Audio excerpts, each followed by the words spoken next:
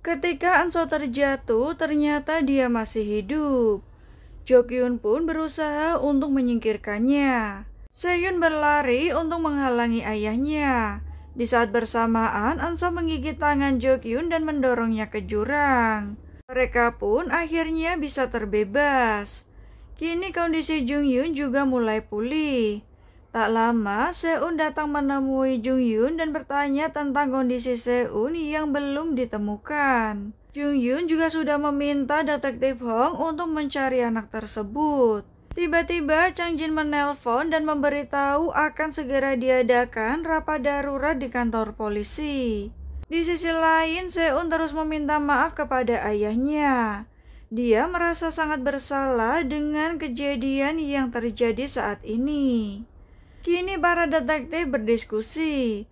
Mereka setuju bahwa Seyun tidak berbohong. Namun kepala polisi Kim Jin-rae justru ingin Seyun tetap menjadi pelaku utama. Nah, Jungyun tiba-tiba datang dan mengatakan bahwa mereka bisa mendakwa orang tidak bersalah. Jika mereka berhenti mengejar Jukyun, maka kasus tersebut bisa terkubur seperti kasus-kasus lainnya yang tidak pernah terselesaikan. Itulah kenapa sekarang para detektif harus segera mencari Jukyun dan juga menangkapnya. Detektif Hong juga setuju dengan hal tersebut. Nah, Kim Jin-rae tidak punya pilihan lain selain menuruti apa kata para detektif. Jungyun pun kini telah kembali untuk melakukan investigasi bersama. Sementara itu, Seyun teringat dengan masa lalunya ketika sang ayah sudah terjatuh dari jurang. Anso mengatakan bahwa dia berjanji akan mengajak Seun untuk bermain dan juga bersekolah bersama. Nah, mereka pun akhirnya segera pergi untuk meminta bantuan. Namun Seyun menghentikannya dan meminta Anso untuk tidak percaya dengan siapapun. Di sisi lain, Seun dipanggil ayahnya untuk masuk ke dalam truk.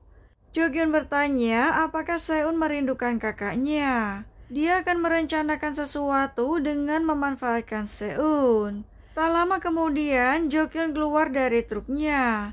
Dia membawa seragam Seun yang berlumuran darah. Kini para detektif berkumpul kembali. Mereka menemukan sebuah kasus yang tak pernah dilaporkan. Seorang wanita menghilang 8 tahun lalu. Dia diduga mempunyai anak usia 2 tahun dan ternyata mereka juga sempat tinggal bersama Jokyun. Kemungkinan anak itulah yang selama ini dibawa oleh Jokyun. Tiba-tiba polisi datang dan memberitahu ditemukan seragam yang berlumuran darah. Jungyun segera meminta Chang Jin untuk melakukan uji tes di laboratorium forensik Korea. Chang Jin langsung bergerak ke tempat tersebut dan menemui Dr. Chon. Dia meminta agar segera dilakukan pengujian. Chang Jin juga mengatakan bahwa Seyun baik-baik saja. Dr. Chon langsung memberikan sampel darah tersebut kepada Dr. Yang. Tetapi Dr. Yang nampak ingin memperlambat pengujian tersebut. Karena kesal, Dr. Chon akan melakukannya sendiri dan dia juga mengancam akan mengembalikan informasi pengujian dari kasus Nam Seung Yup. Dr. Yang pun buru-buru memberitahu Direktur Kim. Namun ternyata Direktur Kim masih menelpon juniornya yang bernama Young Suk. Direktur Kim berencana akan membuat Young Suk menggantikan posisinya. Mendengar hal itu, Dr. Yang sangat kesal karena sebelumnya Direktur Kim sudah berjanji akan memberikan posisi tersebut kepadanya. Karena kesal dan kecewa, Dr. Yang hanya pergi. Sementara itu, Jungyun memberitahu Seyun bahwa ditemukan seragam milik Seun. Namun Seyun justru menduga bahwa Seun sudah dibunuh. Dia juga memberitahu bahwa beberapa hari lalu Jokyun datang ke rumah sakit dan menemuinya. Seyun meminta untuk bisa keluar sebentar, tetapi Jungyun melarangnya karena itu bisa membahayakan Seyun. Kini dia pun meminta kepada polisi untuk berjaga 24 jam. Seyun kembali mengingat Enso ketika mereka berdua berusaha untuk kabur. Ketika berhenti di tengah hutan, Anso bercerita bahwa dia sempat takut kepada Seyun saat pertama kali bertemu. karena saat itu Seyun membawa tikus mati. Dia pun meminta maaf karena mengajak Seun untuk bermain di luar. Anso pun terus meminta maaf kepada Seyun dan meminta Seyun untuk memaafkannya. Tak lama kemudian, Anso sudah tidak bisa menahan rasa sakit dan akhirnya dia meninggal. Seyun terbayang tentang ayahnya yang menyalahkan dia atas kematian Anso. Tiba-tiba perawat datang dengan membawakan buket bunga. Ternyata terdapat sebuah amplop surat di dalamnya. Seyun diminta untuk segera datang ke lahan pasang surut Mujin. Di sisi lain, para detektif mendapat informasi bahwa ditemukan sidik jari yang sama di seragam milik Seun. Tetapi noda darah yang menempel bukanlah noda darah milik Seun. Nah, Jung Yun menduga bahwa Seun masih hidup. Sementara itu, Jo-kyun akan meninggalkan truk miliknya. Dia juga membawa sebuah tong biru. Para detektif mulai mencari tahu di sekitar warga apakah mereka pernah melihat Seun dan juga Jo-kyun. Semuanya kembali berpencar untuk mencari tahu. Nah, Jo-kyun terlihat membawa tong biru itu untuk pergi ke tengah hutan. Tiba-tiba dia menerima telepon. Polisi yang berjaga di depan kamar Seyun terlihat panik saat mengetahui kaca di kamar tersebut pecah. Namun itu adalah rencana Seyun agar bisa keluar dari rumah sakit. Dia pun menyamar dengan memakai seragam perawat. Selain itu, Seyun juga masuk ke dalam ruang obat serta mengambil beberapa pisau dan juga obat-obatan. Dan karena beberapa obat tidak bisa diambil, Seyun terpaksa memecahkannya. Saat perawat masuk, Seyun sudah berhasil keluar. Para detektif terlihat pergi ke toko kelontong tempat Seun membeli roti. Nenek tersebut mengatakan bahwa dia melihat Seun beberapa hari lalu. Kemungkinan dia juga tinggal di rumah kosong. Para detektif langsung bergerak pergi ke rumah tersebut dan mendapati seseorang tengah digantung. Ternyata itu adalah jurnalis Kim. Kini Jo-kyun menemui pemilik kapal.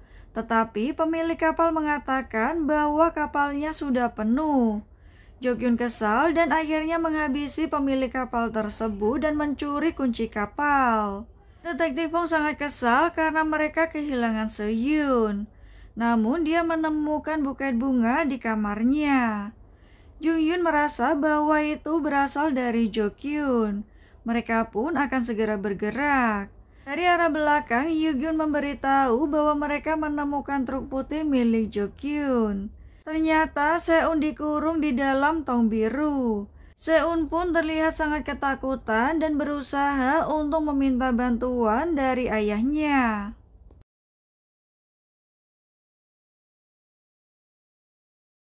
Setelah Anso meninggal, Seyun kemudian menguburkan Anso di tengah hutan. Dia teringat ketika dulu Anso mengajarinya untuk berdoa di depan makam. Dia juga meminta kepada Seyun untuk mengucapkan selamat tinggal dari dalam hati. Kini ketika Seyun menguburkan Anso, dia pun berdoa dan mengucapkan selamat tinggal untuk terakhir kalinya. Nah, polisi kemudian menemukan truk putih milik Jo-kyun. Tetapi mereka tidak menemukan siapapun di dalam truk tersebut, termasuk dengan Seun. Terlihat Seyun berada di tepi laut. Dia teringat bahwa dulu mayat Jungmi ditenggelamkan di tempat tersebut. Itu adalah pertama kalinya Seyun melihat ayahnya membunuh Jungmi dan berusaha untuk menenangkannya. Tak lama, Jo-kyun datang dari arah belakang. Dia kembali membahas mayat Jungmi yang mereka tenggelamkan.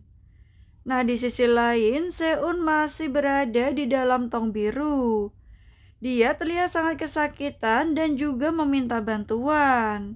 Seun teringat jam tangan milik Seyun yang dia bawa. Kini dia berusaha untuk menyalakannya. Sementara Seyun bertanya apakah Jo-kyun benar-benar membunuh Seun. Namun Jo-kyun tidak peduli dengan semua itu dan justru meminta Seyun untuk kabur dengannya menggunakan kapal. Jokyun merasa bahwa dialah satu-satunya orang yang peduli dan juga selalu berada di sisi Soyun. Karena bagi Jokyun, Soyun adalah anak yang istimewa. Di sisi lain, Detektif Hong menemukan arah kemana Soyun pergi. Selain itu, dia juga mendapatkan informasi bahwa Jokyun diketahui memesan 2 kursi kapal untuk kabur. Mereka pun harus segera menemukan Seun yang belum diketahui keberadaannya. Di sisi lain, Seun sendiri masih berusaha untuk menyalakan jam tangan milik Soyun yang dia bawa. Ternyata jam tangan itu bisa menyala dan Seun langsung meminta bantuan. Kemudian handphone Jungyun berbunyi. Dia teringat bahwa Soyun mengatakan jam tangan tersebut dibawa oleh Seun. Sementara itu, Seun akan mengelabui ayahnya dengan meminum obat keras. Jungyun pun buru-buru menghentikan Soyun. Namun Soyun terlihat tengah sekarat. Saat para detektif sedang mencari keberadaan Seun terlihat pingsan. Semua orang pun berteriak memanggil namanya. Terlihat Jungyun kesakitan karena luka tusuknya mengeluarkan darah. Namun tiba-tiba Jungyun melihat sebuah tong biru yang ada di depannya.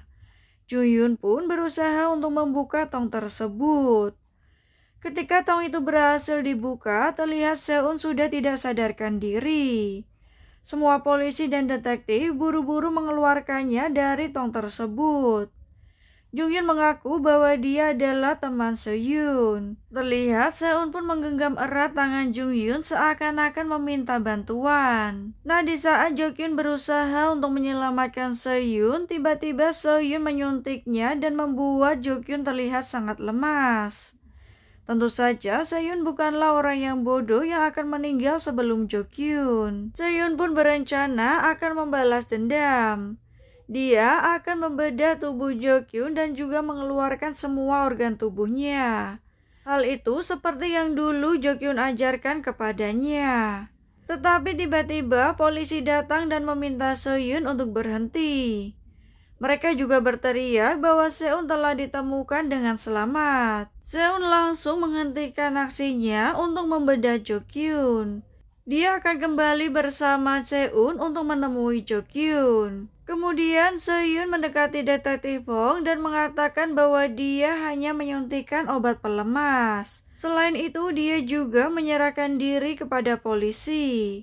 Saat Soyun tiba di kantor polisi, terlihat para jurnalis berusaha mendapatkan informasi. Kemudian Soyun pun diinterogasi oleh Jungyun. Soyun mengungkapkan alasannya kenapa dia melakukan semua ini. Soyun hanya ingin mengakhiri lingkaran setan tersebut dengan tangannya sendiri. Soyun juga berniat untuk membunuh Jokyun. Kemudian Soyun bertanya tentang kondisi Seun. Ternyata dia sudah pulih dan juga sudah membaik. Kini Soyun hanya didakwa sebagai orang yang melakukan pemalsuan dari hasil laporan Badan Forensik Nasional, serta kabur dari rumah sakit tanpa izin.